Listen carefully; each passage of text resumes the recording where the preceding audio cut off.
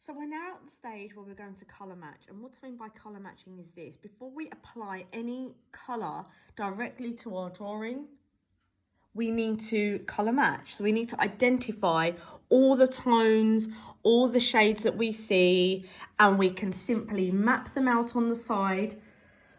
Excuse me. Or if you wish, you can do it on a separate piece of paper, like it's something that I should have done there. But I just wanted to show you. That's up to you. Please record and evidence your colour matching, because again, you're going to get marks for that. It's not just a case of saying, okay, well, that's a burnt orange or a sunset orange. I'm just going to do 2-3 shades of orange. Actually, there's many shades of orange, and colour matching is a time, sorry for moving the camera about, but colour matching is a time where you learn and understand all the different tones and shades within your piece. So if you're lucky enough to have a range of colour, I mean, I'm using coloured pencil here, but coloured pencils, which I'm now going to just sift through and identify the colours that I believe I need, and then we'll do some colour matching. Hi everyone. So we've now sketched out and refined. I did the refining stage as a time lapse, just to speed things up. So as you can see, I've left some areas, for example, where the eye is darker. Where there's more darkness, so within the wings and the feathers, I've kept my lines quite dark. Where I know there's literally going to be white, so towards the breast sort of area of the bird, areas of the beak, I've kept it quite light. And what you can also do, so this is what happens to me sometimes, I draw the line, I think it's too dark, even though I'm using a very light pencil and H, still, if it's too dark for me, and I'll show you why this is very important in a second, just use your putty rubber. The good thing about the putty rubber is you literally just dab it and it will just slowly, or just lightly rub it out. It won't, it doesn't create mess, so you won't get those, the rubber flakes flaking, or the rubbings, let's say. That would be a better word, wouldn't it? The rubbings, there's no mess in terms of that. It doesn't smudge, so it's very clean when you use it. So what I mean by that is a pencil doesn't smudge, and it's better for, I find it's better for drawing like this. So I just wanted to quickly, before I forget, explain why you should be using light lines when you sketch. Where you know it's going to be black or grey or any kind of dark colour, I would still advise you use light lines. However, I know that that eye, apart from the reflection on the eye, is black. However, if we're going to use light, and let me just show you one example on the side here. Let's say I've sketched out quite, pressing quite hard or quite dark. And I want to use, I'm ready to colour in, let's say. I'm just going to take this yellow and just quickly sharpen it a little more. Okay, and then I start applying that yellow there. Can you see you get this really unattractive linear, this line, that dark sort of contour line there, and it will spoil your work and it makes your work look less realistic.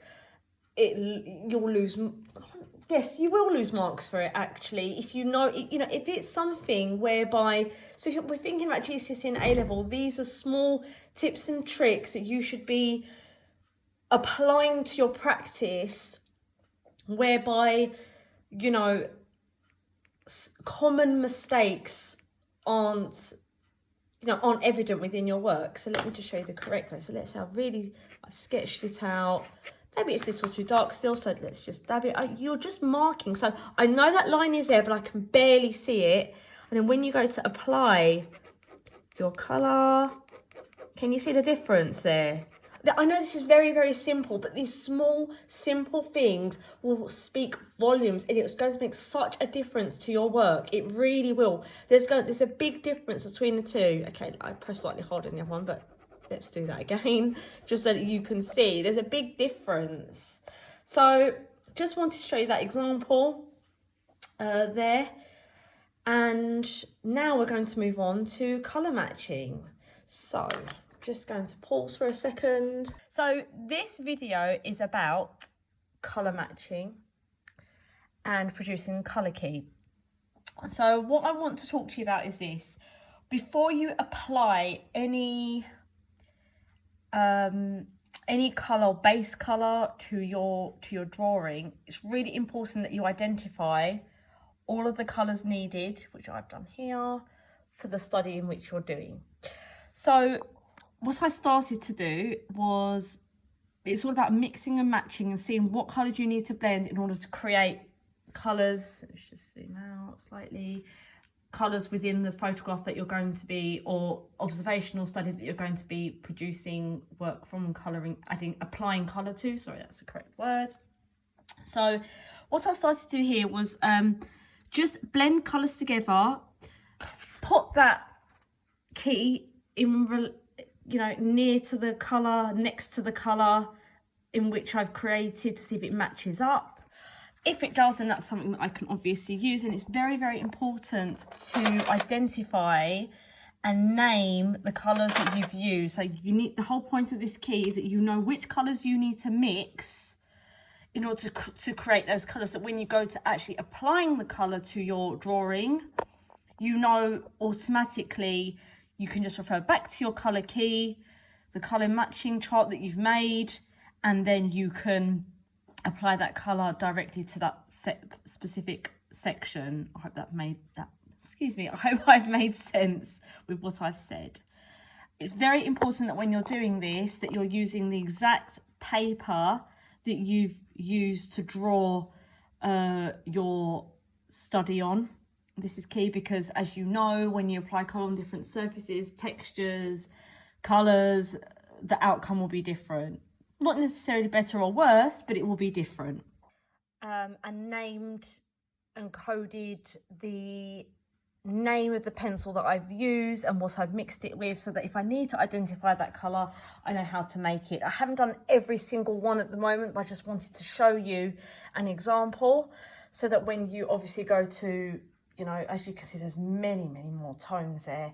But I just wanted to give you an example of how to do a colour key.